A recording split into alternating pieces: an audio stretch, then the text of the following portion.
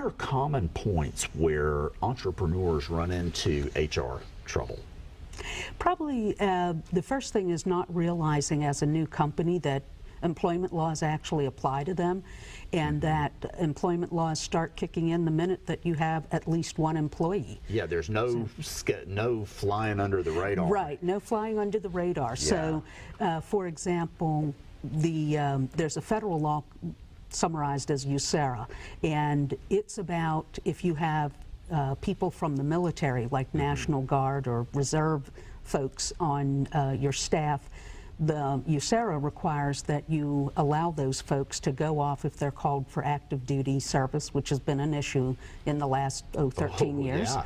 And then to bring them back in at basically the same place where they were in seniority and pay when they went off to the military.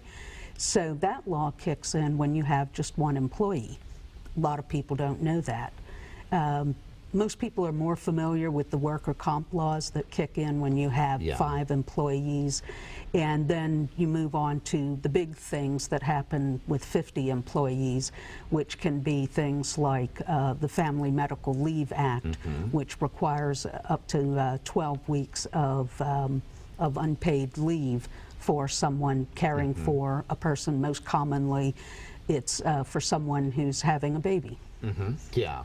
And other laws that kick in at that point, for example, the Affordable Care Act, that law applies to all employers, but the penalty for employers if they don't meet all the mandates starts when you have at least 50 employees. Okay.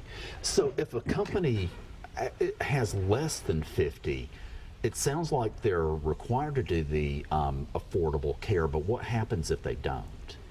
Yeah, the big thing is if you have less than 50 employees, there's no penalty if you get it wrong, in essence. Yeah.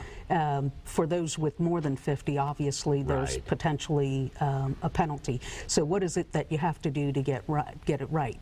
If you have more than 50 employees, you're not required to offer a group health plan to your employees, but if you don't, you're potentially subject to a $2,000 penalty per year per full-time employee. Yeah. That can get expensive. Oh, that would get expensive pretty quick. And then the second part to the penalty is if you offer insurance, but it doesn't meet the guidelines set in the law on the cost sharing and on the amount of premium that the employee has to pay, then there's a penalty for that. That's a little more difficult to be assessed, because if an employee is not offered the insurance and is full-time, goes to the marketplace or the exchange and qualifies for one of the subsidies to help pay for coverage, individual coverage, then the second part of the employer penalty kicks in at that point. But that's for 50 plus. Right, that's for 50 plus. But if you're under 50, you still have to meet all of the mandates on cost sharing and the premium amount and so on. But if you don't, then there's no penalty. If you don't offer any health insurance, there's no penalty.